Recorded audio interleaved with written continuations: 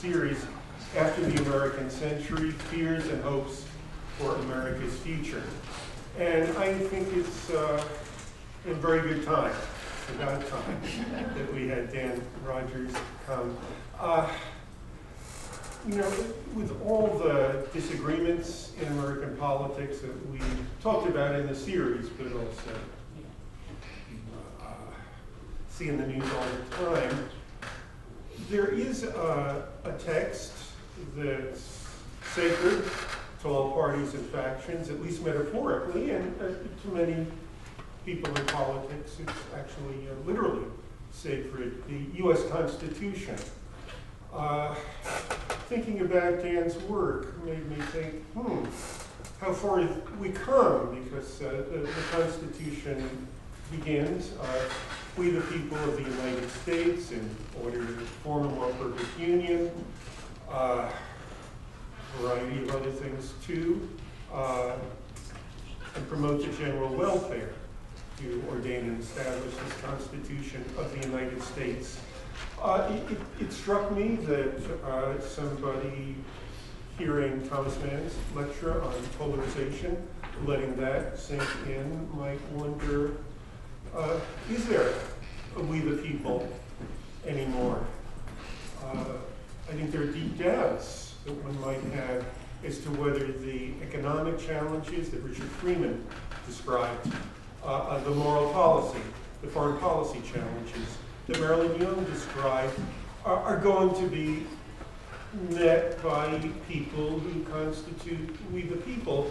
And even more deeply, it seems to me that in both crude and sophisticated political discourse, conceptions of we the people, trying to promote the general welfare, have increasingly been displaced by appeals to individuals who want to be convinced on the basis of what's in it for me. Well, how did that transformation happen? Is it a burden in trying to meet the challenges of the 21st century? If it is a burden, is there any way back to something closer to people confronting the task of promoting the common good? I can think of no better person to address these questions than Dan Rodgers. His powerful insights into the transformation of conceptions of the common good, of we the people, to market-based individualism, above all, in Age of Fracture, have illuminated this history and made people think, is there a possibility of change? Mary Beth Norton of the History Department will tell you more about Dan Rodgers' work, and then he will talk to us on the topic beyond our Age of Fracture, on the past and prospects for change in the moral presuppositions of American politics.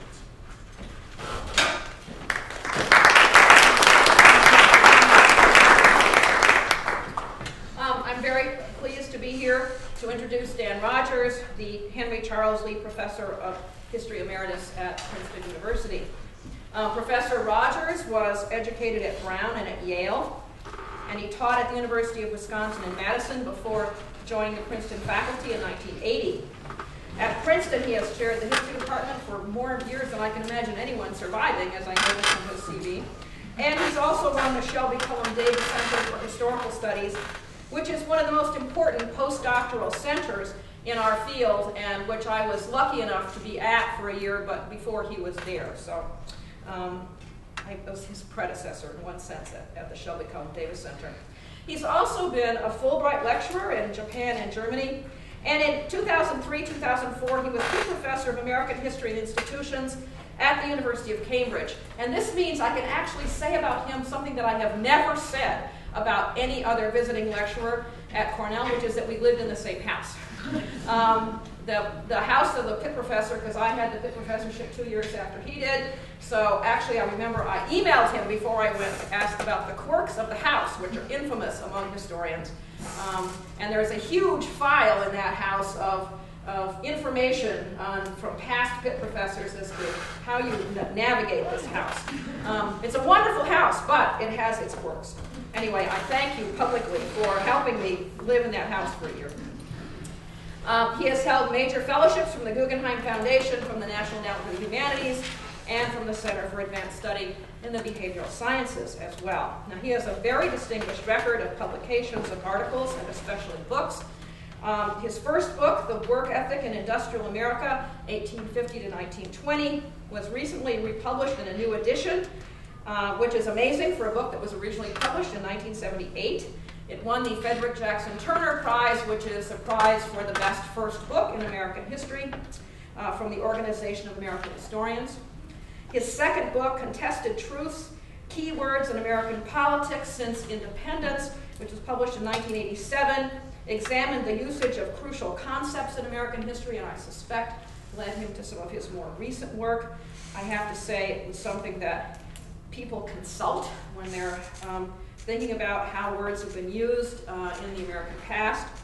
In 1998, he published Atlantic Crossings, Social Context in a Progressive Age, Social Politics, in a Progressive Age, which returned to his initial interest in the progressive era and which won prizes from both the Organization of American Historians and the American Historical Association, which are the two largest historical organizations in the United States. Now, as Professor Miller just explained, what makes him an ideal participant in this lecture series is his most recent book, Age of Fracture, which won the Bancroft Prize, yet another prize. I mean, you're getting a trifecta of major prizes here, which was published in 2011, and which looks at the era of fragmenting consensus in the last quarter of the 20th century, and which has set the stage for today's sharp political disagreements, of which we have just had a prime example with the 16-day shutdown of the federal government. And so please welcome me in joining in welcoming Daniel Rodgers.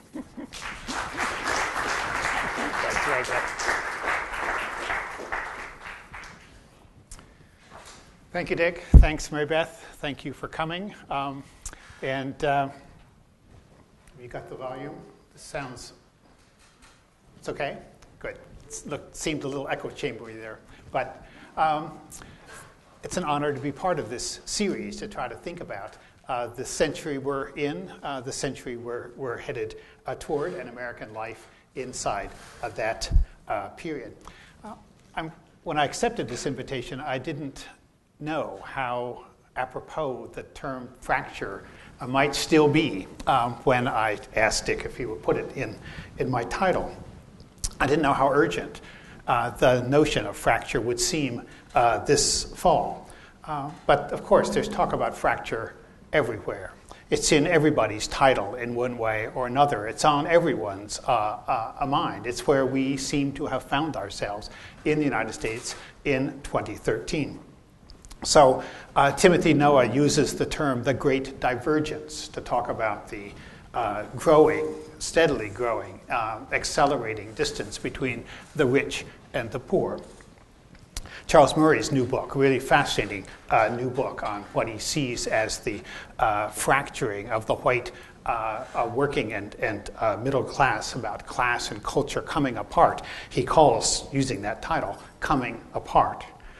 And if you've seen George Packer's new book, where he sets off to look for America, he finds no America whatsoever, but a whole series of quite quirky stories of people trying to make it in America, and he calls the book The Great Unwinding.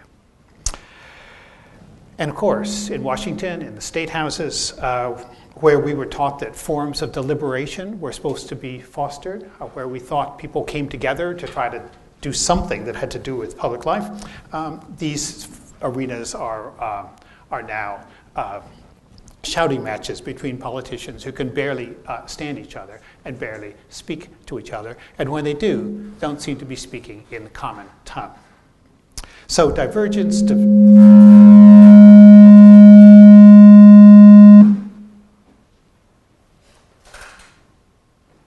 Try again? Okay. Divergence, division, disaggregation, it's all around us. And of course, it's not just in the air of talk and discussion. There has been, etched into the social fabric of recent American life, a dramatic reversal of one of the major trends of the 20th century, which was the growing equalization of the fortunes of the rich and the working class. Not so that they came out equal, but one could think from the late 1930s and 1940s, 1950s on, that slowly the massive distances between the social classes and economic classes in the United States might begin to shrink. Starting sometime in the 1970s, that trend has reversed. It has accelerated in our own time. And so a talk of fracture, talk of disaggregation goes together, in fact, with a steadily growing distance between the rich and the rest of us. There's political partisanship, whose intensification, as we know, right up to the brink of full-scale crisis, seems quite unprecedented. There appears to be even a disintegration of the social glue that many people can remember, that Charles Murray remembers, perhaps fantasizes a bit about. And so more Americans, it is said, live in social ghettos, places where other similar Americans live, where they do not have to encounter persons very unlike themselves. Murray calls them the fish towns of the world, where people wear baseball hats and fish, actual fish, and the Belmonts, where they wouldn't be caught dead wearing a baseball hat, and they don't know how to fish either. They just know how to make money. So there's a sense, not only that there's more talk about the nation coming apart, but there are real divisions, unprecedented, at least in a while. Well, you come with issues like this to an historian, as the historians in this room will know, and it's always a grave disappointment. Because the historian's curse is that she or he will say, well, you know, there were times that were that bad. We've seen it all before. Nothing so new. The distance between the rich and poor, yes, it's quite dramatic, and it's getting worse at this moment, but it's not nearly as bad as the late 19th century, let me tell you, when the plutocracy was even more plutocratic than the current one, and there was so little social floor underneath the economy that those in the working class and the bottom parts of the working class were more abjectly poor than most Americans are now. So what else is new? That's, as I say, the historian's curse. A sense of cultures at war is as old as the nation. The revolution was an inner civil war as well as a independence movement against the English. Think about the fierce attacks upon the Loyalists during the American Revolution. Think about the fierce anti-Catholicism in this country all the way through the 19th and early part of the 20th century. Think of the cultural revolutions of the 1960s, about which now Nick Salvatore and others have written so well about, when the place really seemed to be dividing down fault lines of culture. We seem placid in comparison. And as for political dysfunctionality, terrible as what we live in now, it's not quite as terrible as when Preston Brooks in the Senate of the United States beat Charles Sumner so savagely with his cane that he had to be carried out and nursed back to health over the issue that was to break up the country completely, which was slavery. So, anything new? Anything new?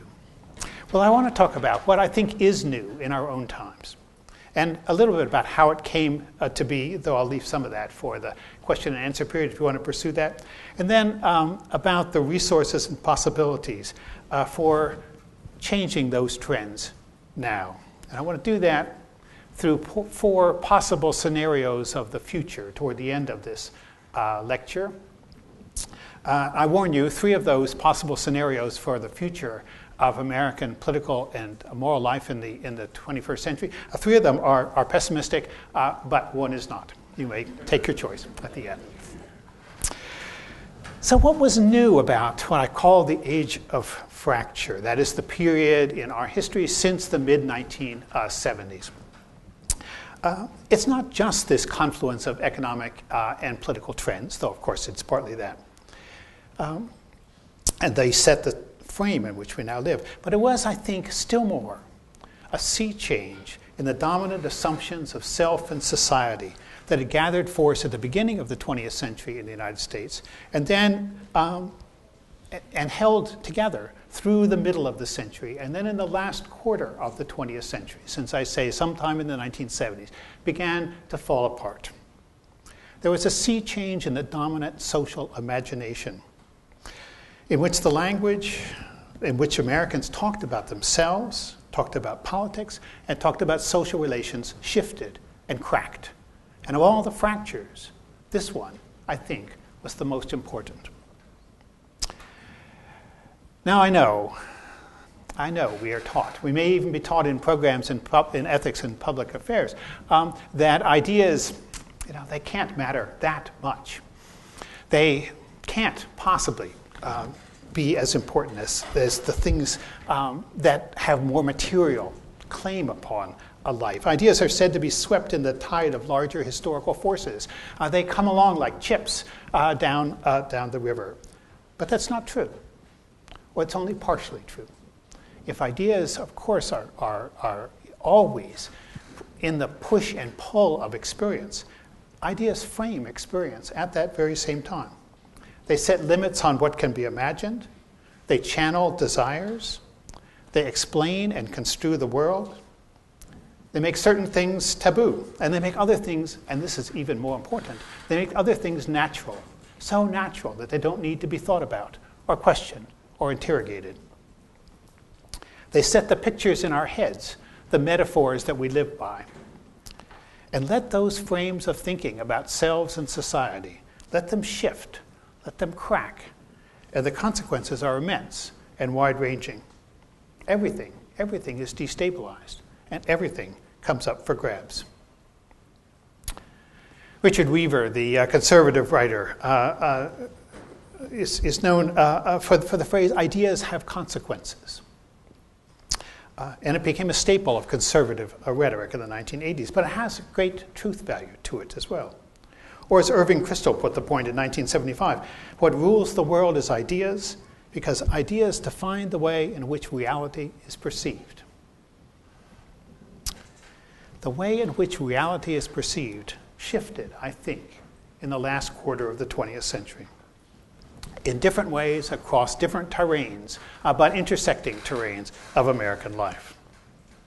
A set of big key ideas, social and moral presumptions about persons, selves, society, politics, a set that had been dominant since the middle of the 20th century, cracked. I don't mean to say that the cracking at this level of language, idea, metaphor, caused the social changes that I'm talking about. If you want to know why wages are so low, think first about the globalization of the economy and the pressure that has produced and the ways in which labor unions are no longer able to resist this as they once were. If you want to know why the rich are so rich, you should think about the finance economy first. If you want to know why politics is as it is now, you should think first about the changes in the rules of the game and the changes in the ways in which the rules of the media have both served to dramatically change the way in which we understand politics, observe politics, and participate in politics. But what changed, the changes in the language of the social, as I want to call it, the languages of the social, what those did was to accelerate and to normalize things that might have occurred otherwise, and therefore make them all the harder to see beyond, and hence to alter. It made this seem more natural than it might have. So there's the first part of my argument. What had intellectual and social argument been like before what I've called the age of fracture? Well, even to pose that question is to invite a kind of cartoon, and yet I think it's fair to say that to think in terms of history, institutions, and society had been one of the hallmarks of the first 3/4 of the 20th century. History, institutions, and society were said to surround the individual self. It encircled that individual self in wider and wider rings of relations and structures and interdependencies. So when you talked about being human, you talked about persons who were born into social norms, whose very personalities were shaped by the forces of socialization. Their life chances were made not so much by themselves, but by the way in which they were sorted out by the institutions of society into which they came. Societies divided people up into castes and classes. They aggregated them under the pressure of mass media and mass society's ways of life. They enveloped them in webs of interdependent economic relations, and they entwined each person into the fate of all, precisely through those historical, institutional, and social bonds. And the forces of history swept over all of it. To go to college in the middle years of the 20th century was, as it is now, a voyage of self-exploration. But it was also to learn that you were not the sole master of your own self, or this thing you called yourself. You learned from Freud, or whatever sort of secondhand Freud you got in your lectures, of the conflicting forces in your mind about which you seem to have no particular cognizance already, but were there, and you were a kind of arena in which they did their work. You learned from anthropology the extent to which your moral convictions were not individually forged, but socially produced. You learned from history how resistant societies were to change. You learned from Keynes about the existence of the macroeconomy, which operated by laws that couldn't be intuited from thinking about individual economic action. You learned from the daily papers of the existence of the Cold War clash of civilizations, in which you were a recruit, whether you wanted to be or not. And finally, you learned from the existentialist writers that the very act of claiming selfhood in these circumstances wasn't simple, but it was full of difficulty. It was full of anguish. That's what made the attempt, however certain it was partially to fail, the attempt to claim a self so important, because it was so difficult. And this was the common sense of the matter if you went to college. And if you didn't go to college and you didn't read these Freud and you didn't read the existentialist writers, you knew most of this just by the push and pull of social experience. That being a self in a complicated mass society was to be in the tide of circumstances. And then in the last quarter of the century, even as all these institutions remained just as powerful as before, these ways of imagining self and society began to break up. Strong notions of society receded from the forefront of language and imagination. Structures and institutions became less powerful, and something else moved up. Something else that had always been there, the autonomously acting, free-standing self. The person just for her or himself, all alone. That side character moved to the center of the stage and took it over, as if this were the natural condition of human beings, to be an unencumbered, perfectly free, unattached person. You found these free agents all kinds of places. Historians started to use a word that they had not bothered with before. They wanted to give people agency. It was one of the things that social historians thought they could do for the people in the past, is to show that they had had some choice, that they had some agency in their lives, whereas the generation before had worked so hard to show how little agency they had given the press of circumstances. Economists turned from macroeconomic model making with its highly complex and computer-driven systems to much reduced model making with individual choice-making actors at its core. Social theorists talked about self-fashioning, and conservatives, who had once been among the most articulate explicators of the sanctity of society and history and tradition, conservatives turned, or many of them turned, and by now most of them seem to have turned libertarian. John Kennedy had moved the nation, or as we imagine he did, by talking about sacrifice, to bear any burden. There would be none that would be too great for Americans to shoulder, given their responsibilities in the world. Ronald Reagan, who's in some ways introduces the new language into public life that I'm talking about, is key in this regard. He used the term sacrifice once in a major address, and then his speechwriters and he decided that it was not a word they would use again. He would much rather talk about freedom, about the open possibilities that lay before everyone in America and before America itself. There are no constraints on the human mind, his speechwriters had him say, no barriers to human progress except those we erect, free to be, whatever. And he loved, above all, the line of that radical, atheist, outsider Tom Paine from the 18th century. Tom Paine's line, "We have it in our power to begin the world all over again," which meant that history didn't matter, really. And the institutions could be whisked away in the social imagination.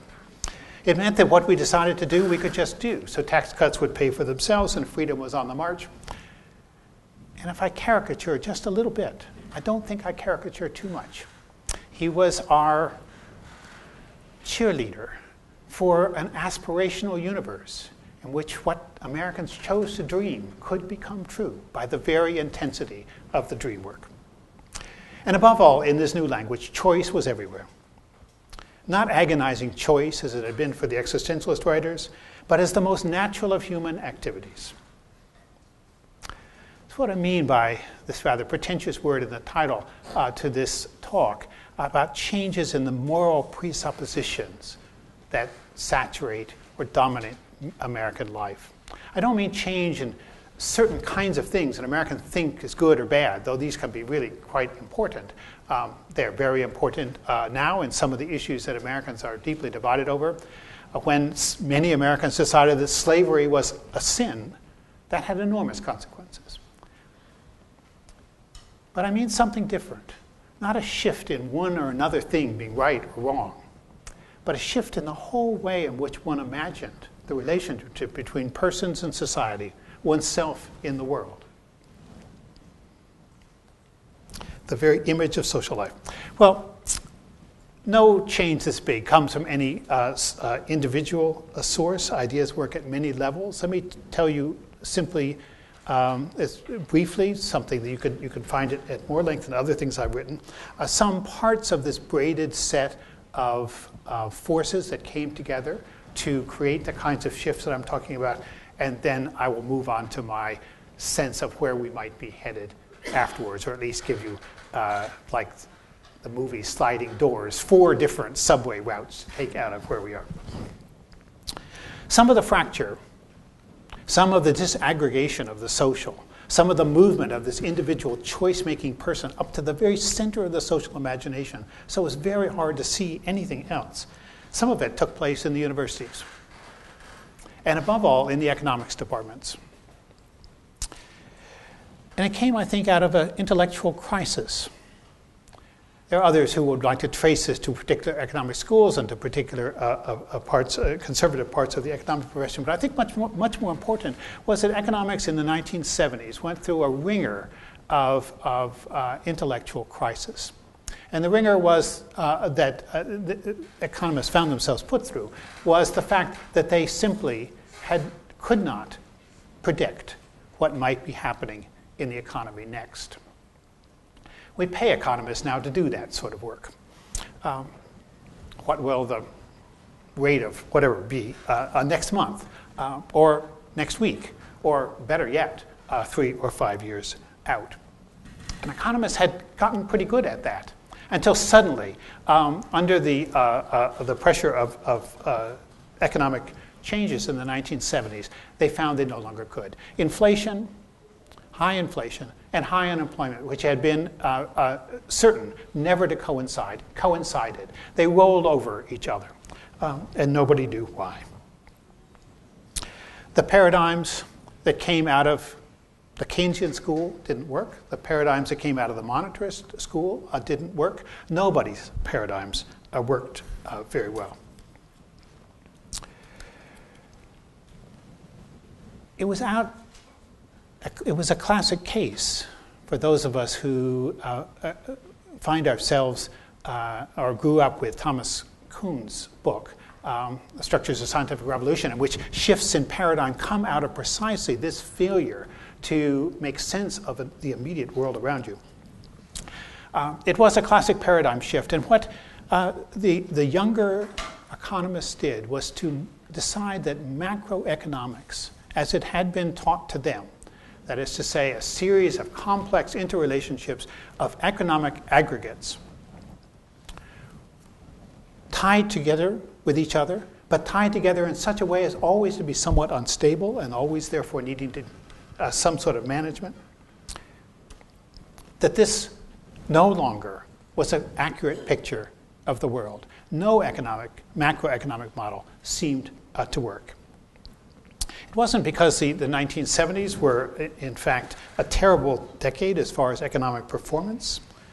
They're not nearly as bad as the deliberately induced recession of 1979, 1983. And they were not nearly as bad in terms of consequences for persons' experiences as the unexpected financial crash of 2007, 2008. But as I say, they were the most volatile years of the second part of the century. The Keynesians seemed to get it wrong, and everyone else got it wrong, and nobody knew why they were getting it wrong.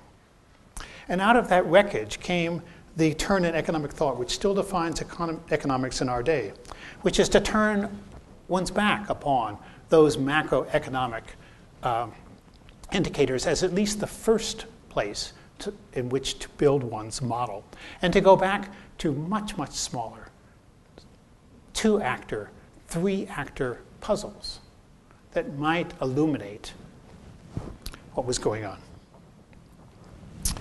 Ronald Coase, as many of you will know, won the Nobel Prize in 1991 for one of the most famous of these 2-actor puzzles.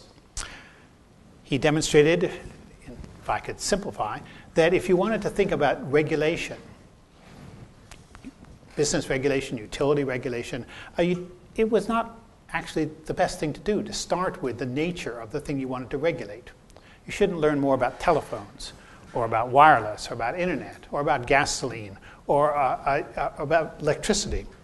You should not think about the history of the industry that needed to be regulated, at least not in the first instance. And you certainly didn't need to think very much about questions like capitalization or institutional structures. What he convinced us was think in the first instance of a farmer and a rancher that live side by side. And the fence is not very good between them.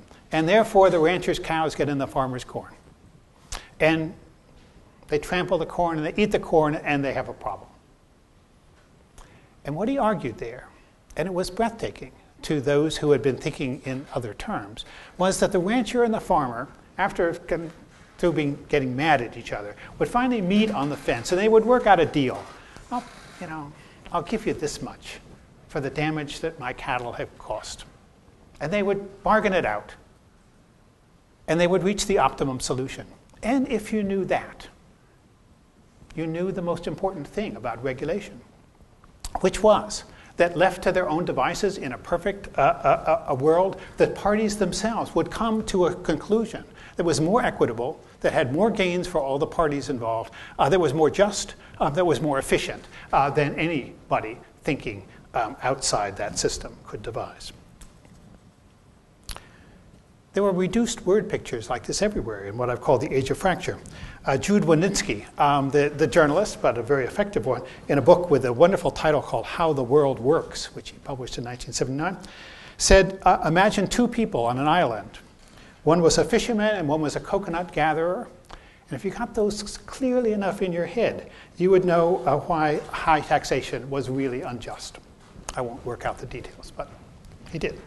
Charles Murray, Losing Ground, another really important book in the period, cut through all the arguments about the justice of welfare supports for the poor, and said what you needed to think of was 2 poor people, Harold and Phyllis. Was it Phyllis? Yes, Harold and Phyllis. And they were trying to figure out whether they would be better off if they got a job or if they went on welfare. And once you figured out that was what welfare was about, a 2-person problem, people with no past, no social pressures, no constraints upon them, making a choice, then you would have a better guide to thinking about problems of justice in a world of economic inequality than anything else. These were Robinson Crusoe pictures of the world, but it turned out there was a lot you could do with them. Game theorizing, choice theorizing, turned out to be a very, very powerful logical tool.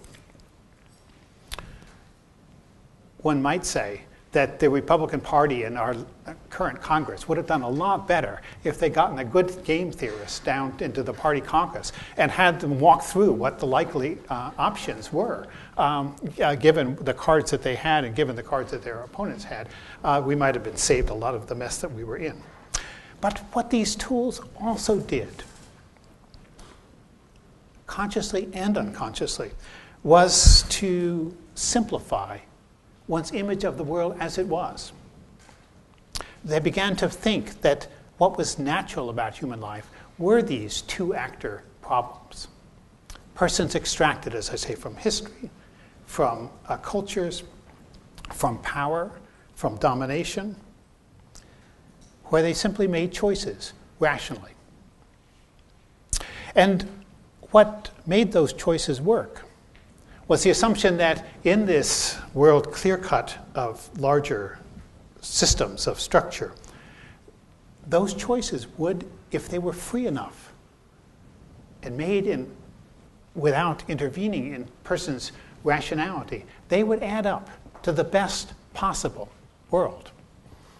They would have the fewest inefficiencies. They would bring the greatest aggregate benefits to all. And the thing they called this arena in which choice was made in an optimizing, self-optimizing way was called the market. And that was new. I know you're going to say that the market is a very old term in economics, has been around since Adam Smith, and of course it was. But if you open The Wealth of Nations, you do not find yourself in a marketplace, as you think you might. You're not there with people shouting prices at each other, but you're actually you're in a pin factory. You're in a place of labor and production, and discipline, and power. And that's what Adam Smith thought, in fact, was changing the world. And if you go read any page of David Ricardo, you find yourself in a world in which there's a lot of talk about markets, but these are not self-optimizing markets that the Ricardian universe is shot through with pessimism about the kinds of results that might happen. So what happened in the economics departments, and I'm caricaturing a little bit, but not as much as one might, is that not only did the world become smaller, simpler, more individualized, more centered on choice, but the arena in which those choices were conducted became more orderly, more rational, more benign, and ultimately more optimal than any people had imagined economics to work before. From large to small. There were other sites as well in which this happened. Another place where this, and here we find the word we that Dick began with at the forefront of the story. Another place where the presuppositions of moral selves and politics shifted was in the terrain of social movements. Solidarity movements were still going strong when the Age of Fracture began. Labor union strength was down some from its peak in the late 1950s, but the big drop in labor union membership in the 1970s was not yet visible. African American freedom struggles with a strong sense of the race, of us, of we, of what we have lived through and what we therefore can bring to the halls of justice and what we both stand for and in some ways are owed by the past that we have in American history. This is what Jesse Jackson meant by those big rallies where he talked about we. And the modern women's movement was just booming in the 1970s. Sisterhood, like race, like the working class sense of men in solidarity. Sisterhood was powerful, a sense of the solidarity of women's interests across all the other things that might divide them. We shall not be moved. We shall overcome. And our bodies, ourselves, which was, of course, one of the classics of the women's movement. This was in the 1970s, early 1980s. 2 decades later, almost all the solidarity movements had broken up in one way or another. The struggle for tangible women's rights had been sustained. In fact, it had produced results that were probably unimagined at the beginning. But the word we had started to disintegrate. Disintegrated because Persons discovered that it had been something of an illusion to begin with. It had been a convenient fiction, that there were lots and lots of different kinds of women, and they didn't have all the same interests or experiences or ambitions. Morally conservative and politically conservative women began to jostle for the microphones. African American women began to say that this we had been stretched over them without their consent. But social movements always are in a constant state of fissure in this way. They're always breaking up, they're always being reconsolidated. This is a sort of natural state of which social movements live. What was bigger, I think, was what we might call the ontological fracture, the very notion that there was a category of woman, or a category of a person of color. This is, again, a complicated story, but by the 1980s, feminists were no longer writing about us. They were writing about identity as not there, ready to be grasped and articulated, but as fluctuating, as multiple, as shifting, as self-contradictory. Identity was fragmented. It was decentered.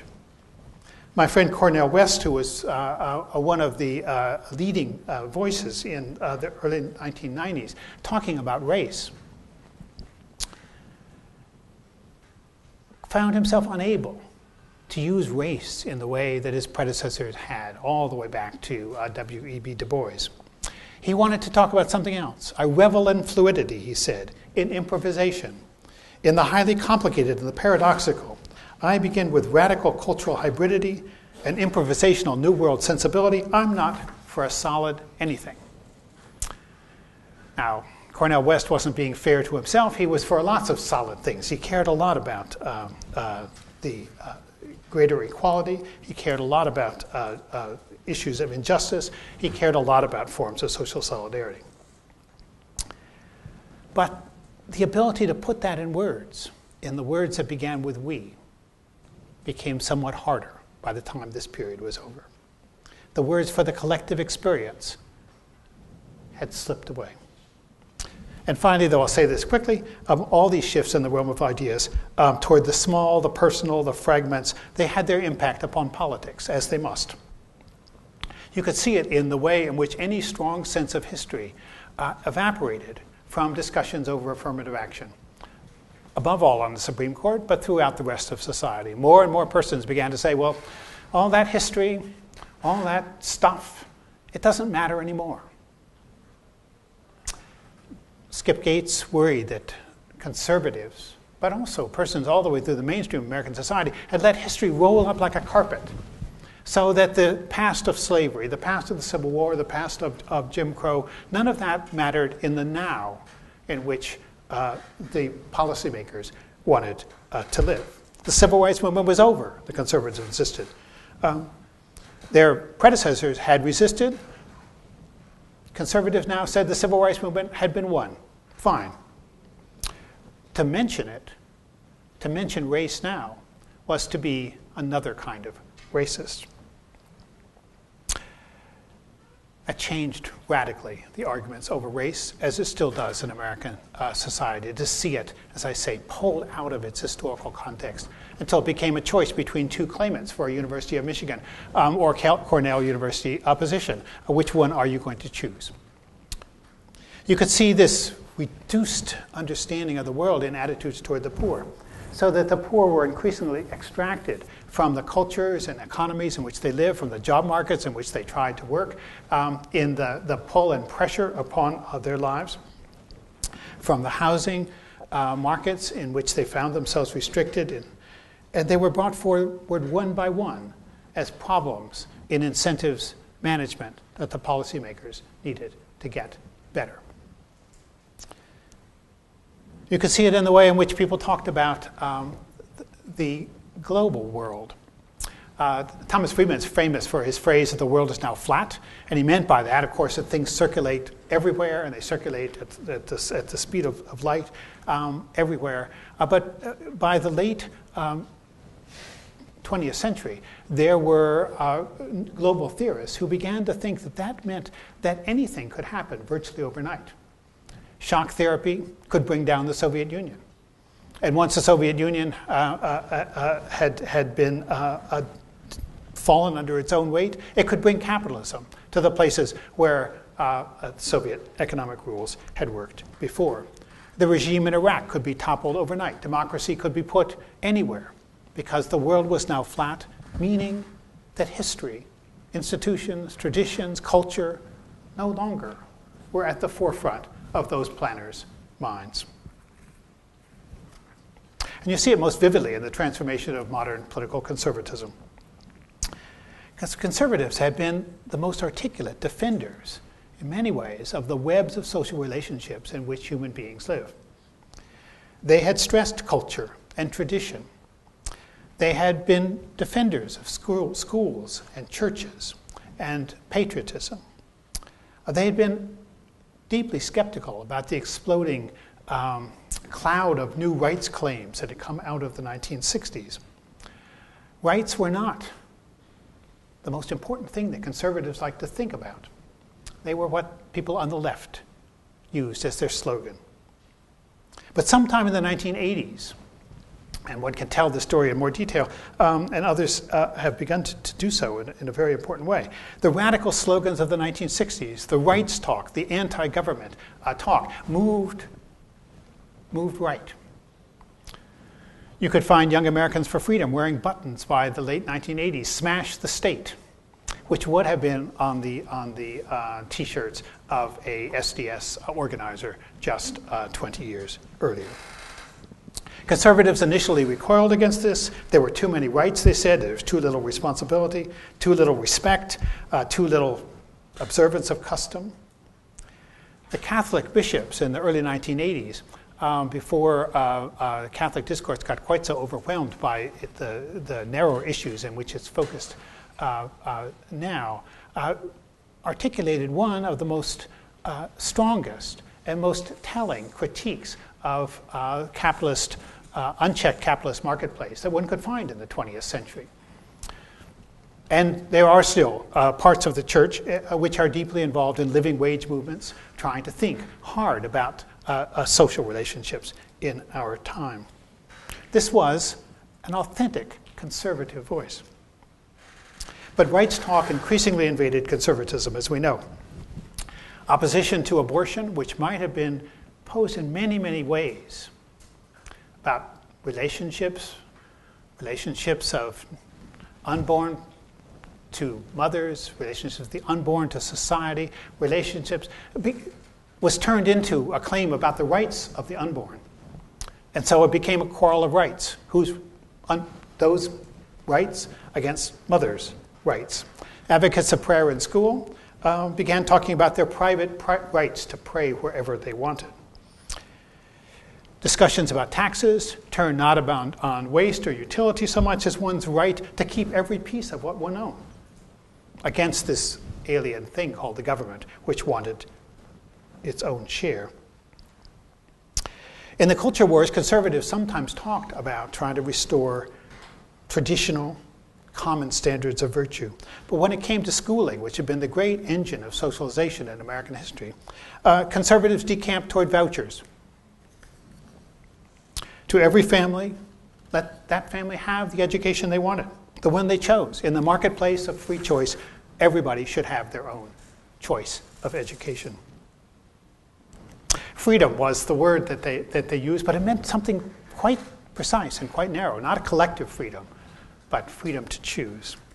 Peggy Noonan, who was a conservative speechwriter, as you know, at the Reagan White House, wrote down this little ditty that she thought she picked up from those who came by to bug her about what she ought to write for the president.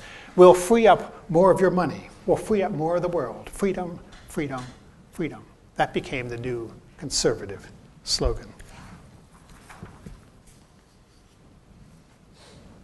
I don't mean to dismiss all of this as only having negative impacts, only being deleterious to a world that one might, but I hope not, turn nostalgic toward.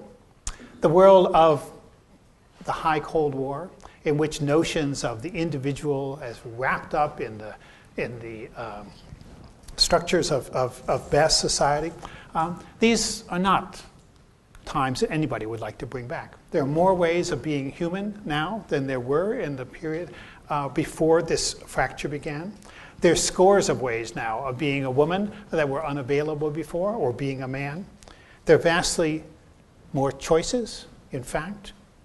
The over-socialized concept of human nature that flourished in the 40s and the 50s is gone, and one would not wish it back.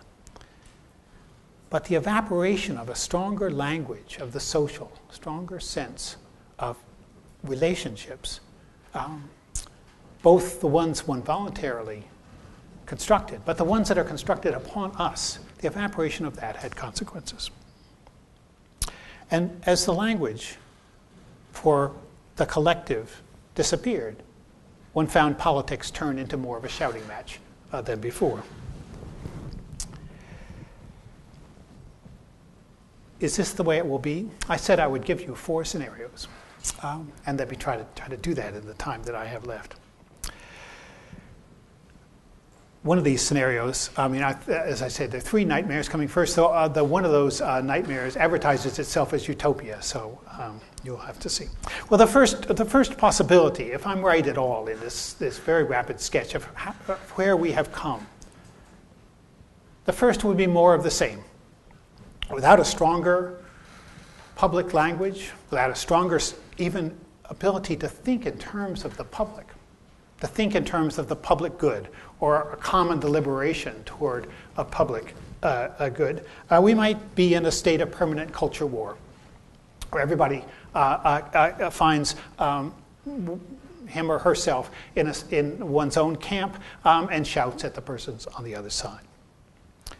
This word culture war was new in the 1990s. Came into usage in the wake of the Moral Majorities organization on the right flank of politics, bringing a really radical and a spectacularly disruptive force into politics. And for many of those who have been participants in the culture war, in either the left or the right, the word itself is a kind of energizing word. It gives you a sense of doing something really, really important in a world at war. I think most social scientists actually think that the word is exaggerated, or it exaggerates the actual differences between the moral presumptions of persons inside the United States.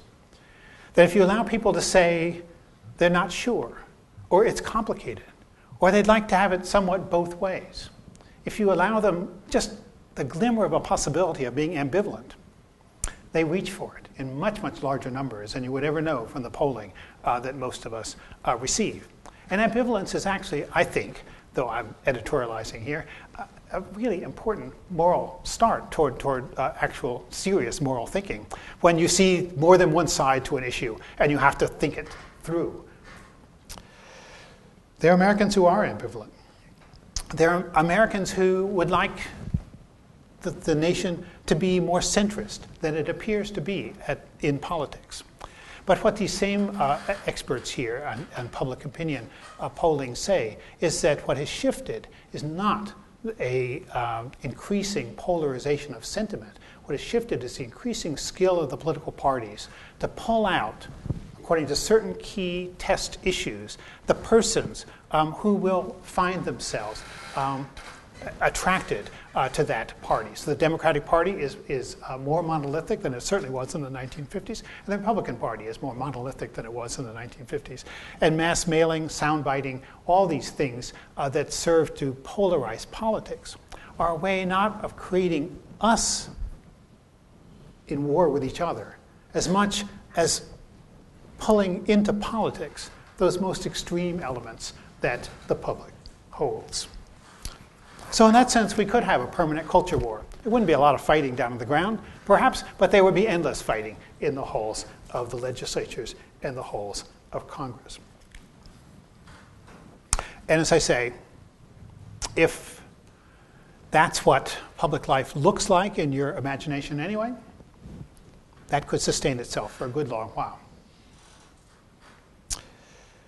That seems to me something of a nightmare, but it may be right around the corner. A second nightmare would be a little bit different. The politicians learn that, in fact, too much dysfunctionality doesn't work. They need to compromise on something. They need every once in a while to do something for the public good.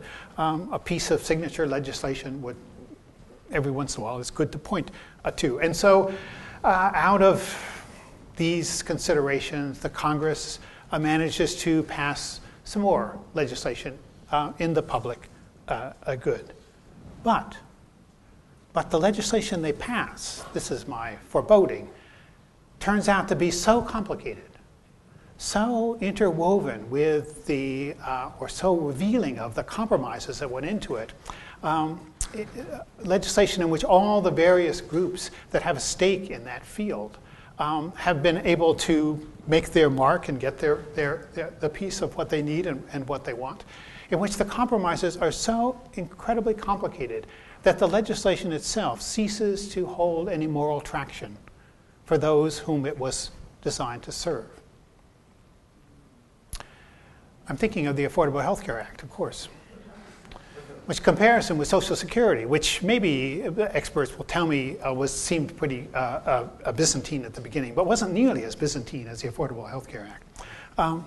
And people learned to love it and to make rights claim upon it and to think of it as part of the natural order of things. Yes, when you're old, you have paid your dues to society, society needs to pay back. But in the healthcare debate at the moment, I see nothing so simple, no claim that has been articulated that seems to hold the power of affection for what has come out of Congress, or even what, no matter which compromises are made, will come out of Congress. The opponents vilified the Affordable Health Care Act for its new powers of coercion, and particularly they vilify it for aiding the poor, though that's sometimes put in coded words. But our president has a very hard time selling it in any other way than it's a good choice. When you finally get online, you'll discover it's a good choice. You'll do better with it, one by one. So we may have very, very complicated legislation in the public good that will not hold our affections as a public, will not make us a public. And I think that's another nightmare scenario. And it won't be because the politicians aren't trying hard. It will because the forces of legislation, the dynamics of legislation, and the interweaving of interest groups with policymaking now in the early 20th century is so much more intense than it has ever been before.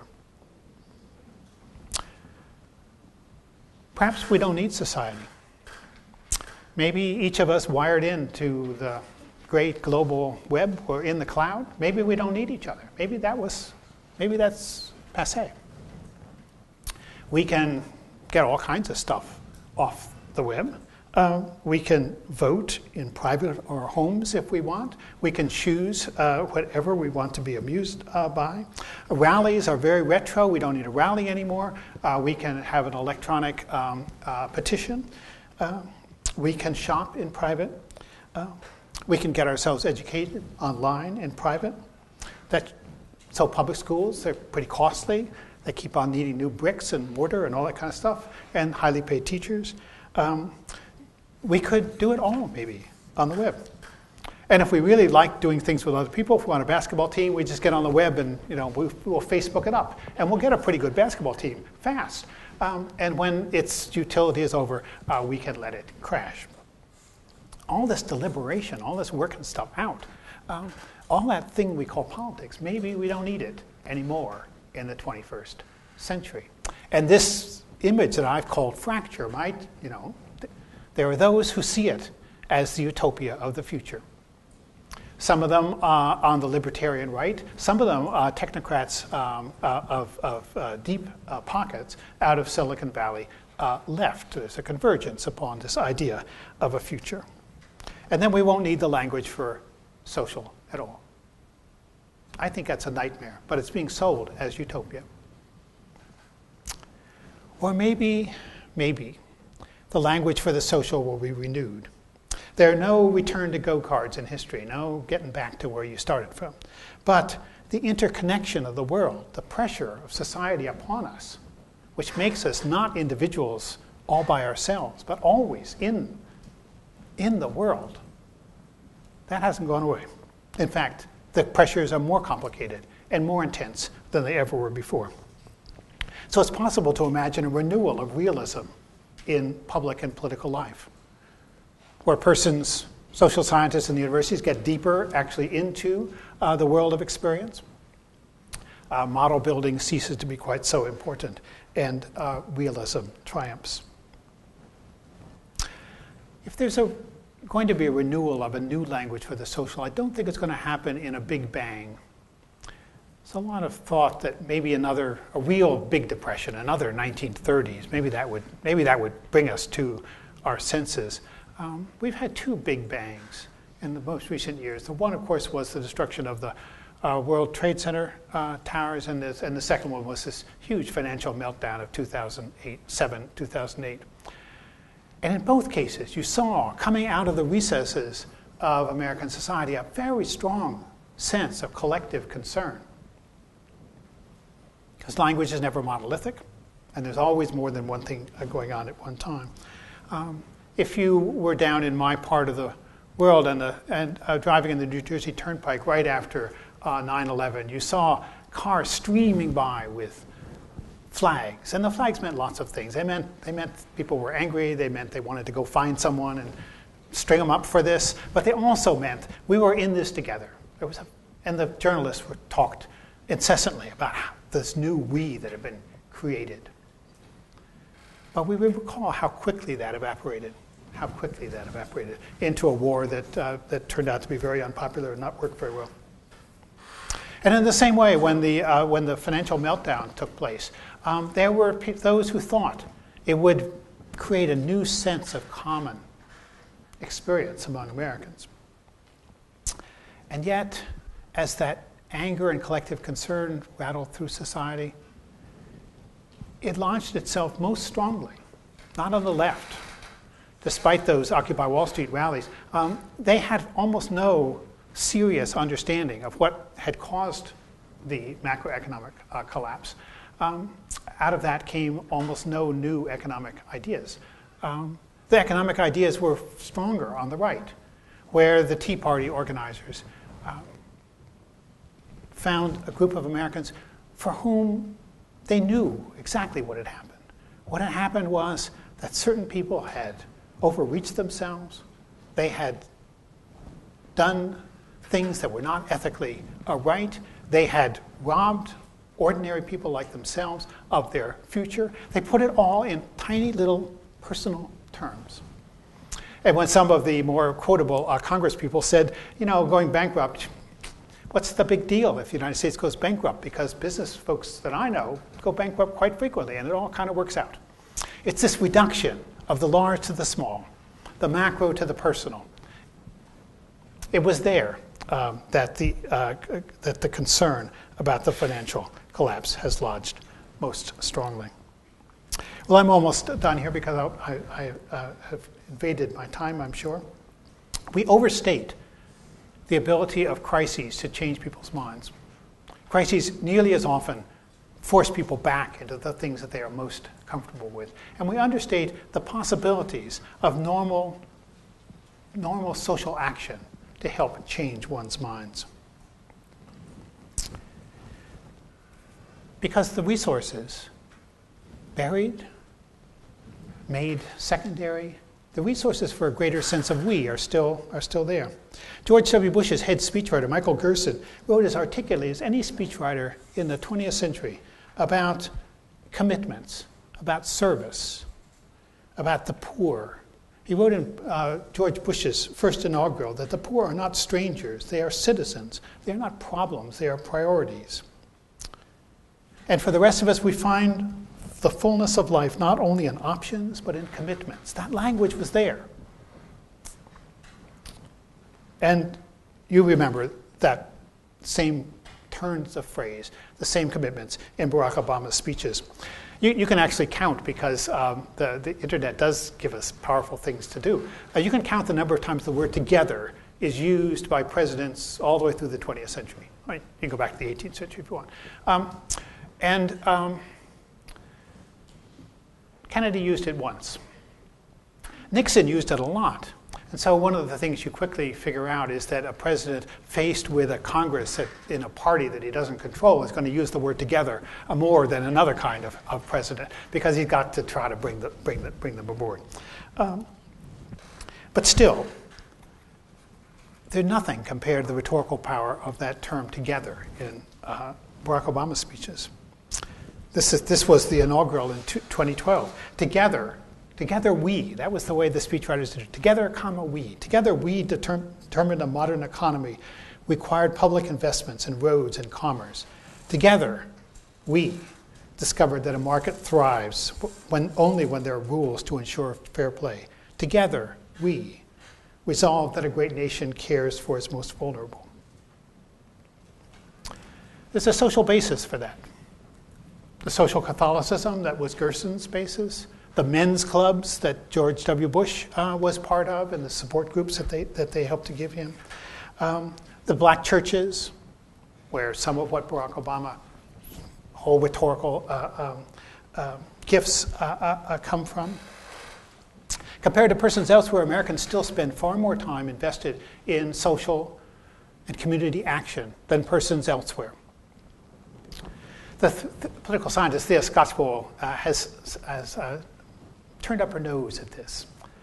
When the questions are national, when they're so complicated, when they're so important, what good does it, what does it mean that in the United States more grown men than elsewhere, not a majority, but a sizable number, show up every month at a soup kitchen and ladle out soup? What difference is that going to make, she says, to the world of politics? And yet it might. It's possible that the resources for a more complex social understanding of the world are still there, that need time, articulation, and social movements to push them through. There may even be possibilities in the economics departments themselves. There are more economists now who talk about a rationality as bounded, that is to say, not always very rational, who talk about the world of choice as being full of kind of chaos, not just optimizing order. Rationality is limited. That's the point of Daniel Kahneman's thinking fast and slow, as you know, that most of the time what we imagine to be reasonable is not terribly reasonable at all. And last week, in a wonderful coda for this talk, as you know, the Nobel Prize Committee, which was to award the prize in economics, split its judgment in the most extraordinary way. Markets, it said, were perfect. They were instantly self-equilibrating. They acted always as universal optimizing machines. And that's why they gave half of its award to Eugene Fama, because that's what he approved. And markets weren't that at all. In fact, there were places where there were bubbles and confusions and all kinds of irrational and unoptimized outcomes, and that's why they gave the award to Robert Shiller.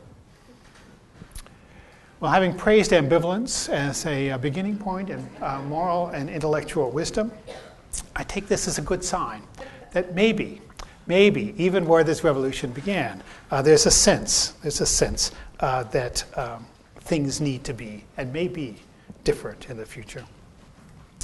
Well, historians, driving with an historian, I like to tease, is like driving with somebody, a friend who only looks in the rearview mirror.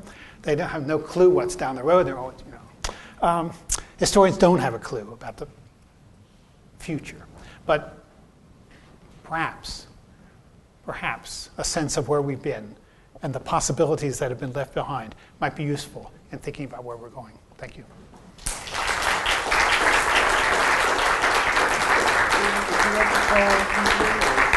I'll do whatever the custom is.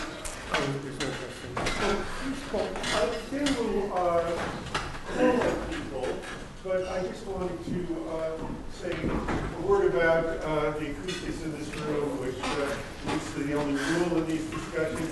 It's very hard for people in the audience to hear one another. So if you ask a question, make a comment, would you get up and say it?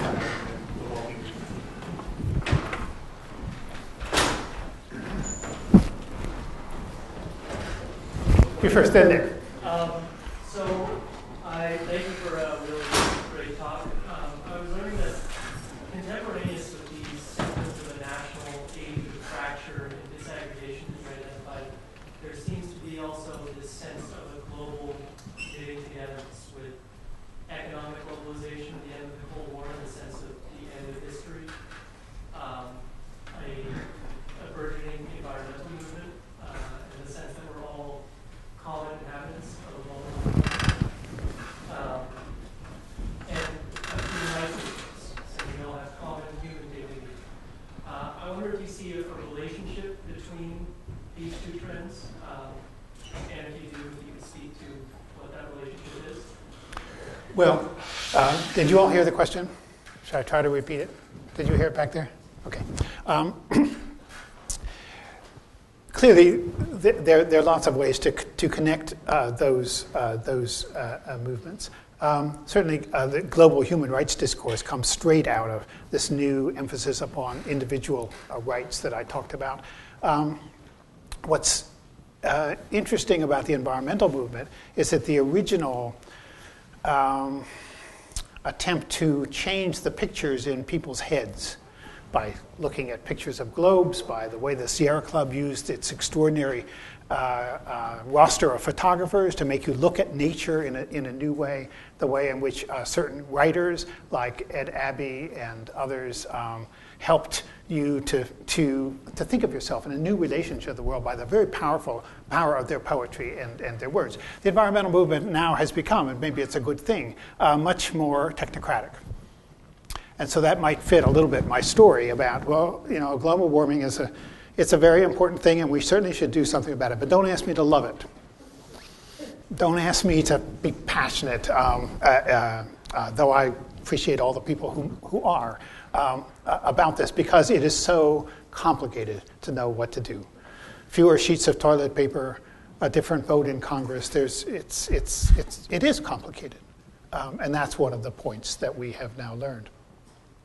But the one thing I would say about these various movements is when people imagine now, we are the world, which was, of course, a left slogan of the 1960s, I think still dominant, though I hope it has crested, is the notion that when we say we are the world, that means I'm just like this person in Lebanon, and just like this person in Shanghai, and just like this person in the Great Lakes region of Africa.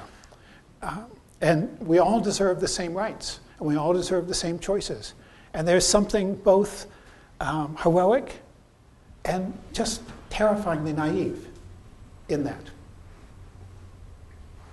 Nick. Thanks, again. A question. You were talking about the fracturing, and you talked about, you described it in terms of moving to small world, one-on-one, personal, talked about self, talked about agency. You never used the term individualism, and I'm wondering why.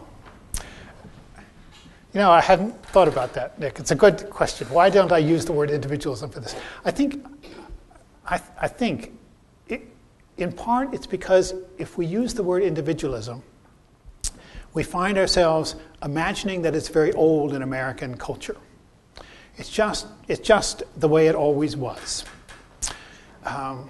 Now, of course, individualism isn't very old in American culture, as historians know, but the general public doesn't tend to know this. So that when Ralph Waldo Emerson writes those amazing essays about the resources of the self, or when Henry David Thoreau says he will be a free person inside society because he owns himself, or when others say that no human being ought to own any other human being or have power over any other human being, the early radical feminists and the early anti-slavery folks, they were rebels against their culture. But when we say individualism, we tend to think, oh yeah, it goes all the way back to Benjamin Franklin. And I think in avoiding that term, I want us to think of things that were, in fact, being produced at that moment different than what we had before. Thanks. Yes? Didn't this society shift so much for we're so busy looking across the sea, we don't even look at our neighbor anymore? I'm not sure everybody could hear that. The question was, don't we now almost never look across the sea? Look across the sea so much that we don't even Oh, we look across the sea, meaning, well, when we look across the sea, what are we seeing? We're so busy helping Africa, we forgot about the poor man down the street, right in our own block. So the concern is that being so concerned with helping Africa, we've forgotten about the poor person on our own street. I'm not actually sure that premise is true.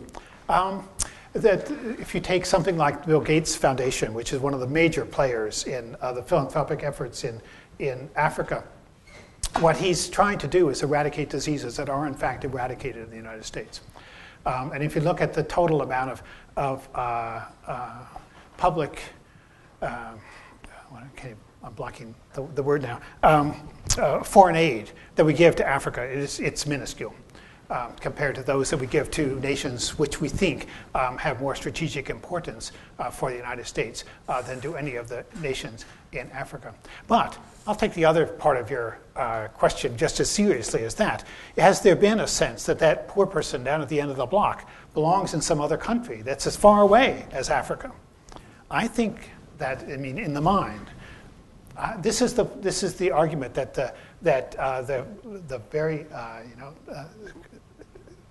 what's the right word to say it? I don't want to call Charles Murray a writer on the ramparts, but he likes to think of himself sometimes as a writer on the right-wing ramparts. That's what he's worried about, is that there has been, in discussions about poverty, discussions about wages, in discussions about jobs, there has been sort of rolling back of a concern with persons in the United States who find themselves up against extremely hard times.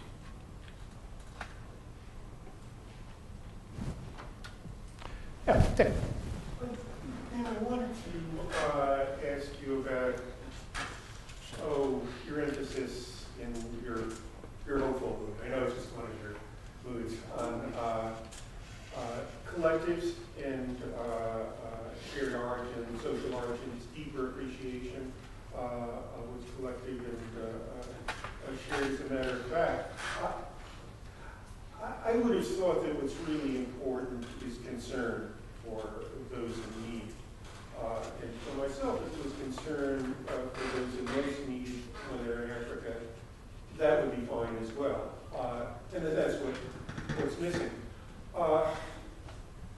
If that's what's, if you'll forgive the expression, morally important, reliance on shared origins, a genuine collective, might be not just distracted from what's morally important, but a reliance on what isn't anymore. Thank goodness through immigration, Americans tend not to have shared origins as they do, and what's visible and public and okay is much more diverse than when we were growing up. And that fracture seems to me to be terrific. We believe in callousness, concern for others, social movements based on outrage, like the Occupies, coalitions that make them temporarily effective politically, might lead to legislation that does good and that creates its own constituency. Isn't that a plausible way forward that has nothing to do with making more salient collectivity as such in social thought? Collectivity as opposed to mutual concern. That's an interesting thought, Dick, and I'm not sure I've got myself inside your language fully enough to answer it as well as I should. Certainly on the back of any historian's mind who thinks about this period now is the period of the first part of the 20th century, the so-called progressive years, when you had the beginnings, both of an articulated language of the social coming out of the social scientists and others, and you had collective movements on the ground in politics, in labor, and elsewhere. It's also a time of very, very high immigration. It was a time when, in fact, the United States was not monocultural, but more multicultural than it is even now, since the immigrants of the end of the 19th century, early 20th century, were basically unskilled persons seeking work wherever they could along the Atlantic, as opposed to our immigration laws now, which bring so many highly skilled persons from abroad into the mix. But I think that at that moment, a sense of concern and of collective relationship were closely tied together. And so most discussions I know in the early part of the 20th century about poverty, why were the poor a moral problem to you? When the social Darwinists said, I mean, William Graham Sumner said most famously, the poor man in the gutter is where he deserves to be, because in the laws of the survival of the fittest, he is where he ought to be, out of the system of reproduction. So when you see him in the gutter, just notice that nature's doing what nature ought to be doing. Against that, the progressives argued both for an actual personal relationship with persons in poverty and a collective consequence of large numbers of persons in poverty. And they did that together. I don't think we'll have to talk about that more. Yes? Yeah, you. Yeah, I just wanted to speak. You mentioned earlier when we talked, actually, before you got into the various scenarios, what interesting thought about the control of what people think about and how people are conditioned to think within particular parameters and how that can shift and the change in economics, the paradigm shift. I think right now we're going through something of a shift in how we think about politics just as a process in which the final stages of disillusionment have come out. I see folks looking at politics almost as if it was professional wrestling. There's the term kayfabe, they pretend not to get along, but both sides want to cut our Social Security. They're all taking money from Goldman Sachs. The illusion that they're actually really that upset with each other is no longer holding.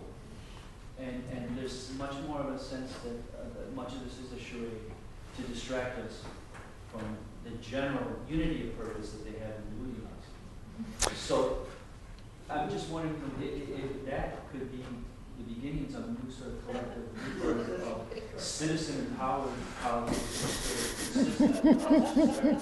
Power to the cynics. Yeah. No, I mean, I think you have, there's a really important point that you're making, that is, you don't change the world without getting your nose into the realism of how it works. That was one of the gifts of the muckrakers in the early part of the 20th century. It was one of the gifts of the social critics in the 1960s. We remember the kids with sunflowers stenciled on their T-shirts, but they weren't nearly as important as say, a Michael Harrington or a C. Wright Mills in opening up people's eyes about the world they were living in.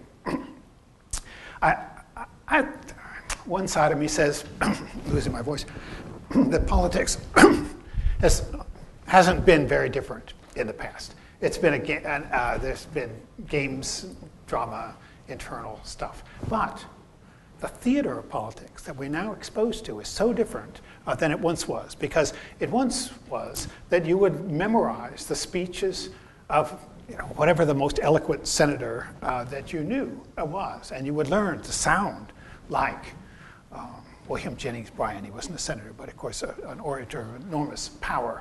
Or to be able to sound like President Theodore Roosevelt with his high squeaky voice, but his really quite extraordinary vocabulary.